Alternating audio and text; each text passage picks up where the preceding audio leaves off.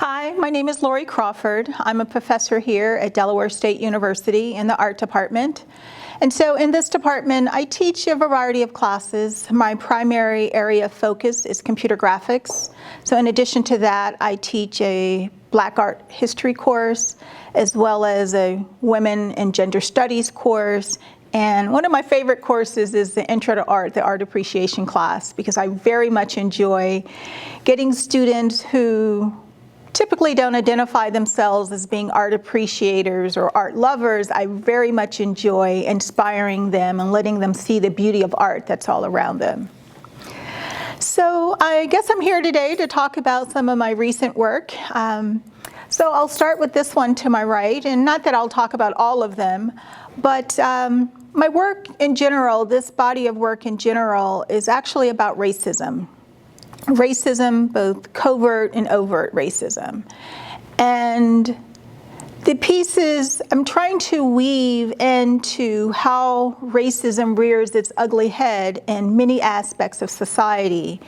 And the works come through the lens, my lens of my life's experiences, as well as recanting stories that my parents told about their experiences and their black skins.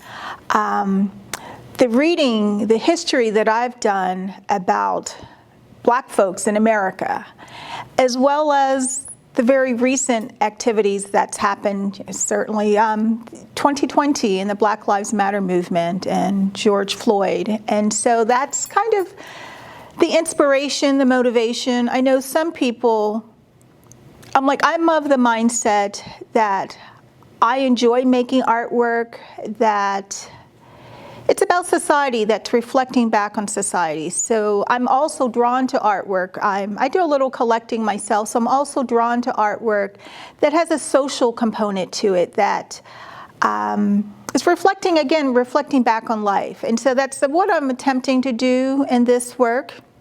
So this piece is very close to me in that it's about the burden of student loan debt. I mean, the American dream is to come to America, to land a job, get an education, and make lots of money. And that's what I attempted to do. And I was the first of 6 daughters to go to college and get a degree. And so my parents didn't have a pot of money to set aside to help pay for my education. So I'm very proud of the fact that I took that on myself. And so having gone to graduate school and the debt that accumulated and doing my due diligence and paying for 24 years on a sum of money to get an advanced degree, and just seeing how that ballooned and ballooned and ballooned, even though I was paying consistently.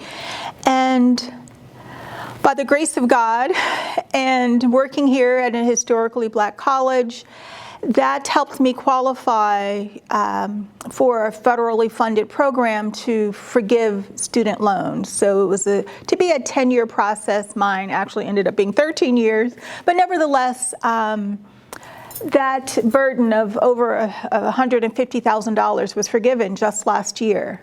And so I tie that work into knowing that enslaved people, it was unlawful for enslaved people to get an education, and to know that I'm a descendant of slaves, and to know that my parents are educated, and then my generation, and then I have a daughter, but knowing that that was, for centuries forbidden. And so I have also in the collection a collection of works in different media, different materials, paintings and video, and some beadwork. Again, talking about the theme of racism and knowing how resilient and how proud I am of my ancestors, that I'm here and working and teaching at a historically Black college and working and help moving forward the next generation and future generations is, for the most part, what this collection of work is about. And so getting back to education, there's another small groupings of digital works, all text-based, talking about the 1890 land grant institution, the Morrill Act, in which the federal government set aside monies for each state, mandating that each state establish a school for descendants of former slaves. And so again, each state was asked by the federal government to establish an institution, but we know that didn't happen. Oh, I forgot about the works behind me with the sunsets and the seemingly very peaceful environment. And so those works have to deal with someone believing and thinking that racism was a thing of the past, and that I'm in this peaceful environment at the sunset on a pier enjoying nature, and if you peel back that photograph, you'll see an image of a fictional image of racism. So it's this creature like lurking below. And for me, I think a lot of people, certainly young people, I have a 17-year-old, and she, for the most part, thinks that, racism, okay, Mom, you talk too much about this. And so for me, I don't get angry anymore. I'm more in a state of feeling sorry for our society that issues and dislike and distrust, it's repeating itself, and policies, and certainly one of the pieces that's covered up has to do with I'm depicting what I've said, 3 racist presidents. And no, I wasn't limiting it to only 3, but there were 3 that I thought were relevant to more recent times. So it's a combined portrait, if you will, of Donald Trump, George Washington, because he was the first U.S. Elected president, the first U.S. president, and certainly I believe this country was built on racist ideals, so I had to put him in. And I also included Andrew Jackson. I included Andrew Jackson because of his policies against Native Americans, the Trail of Tears that was implemented, and the Indian Removal Act. So those were the 3 that I chose to depict and as 3 racist presidents. And again, they're hidden because there are times when racism is hidden. It's not so obvious as it had been in the 1950s and then times of enslavement.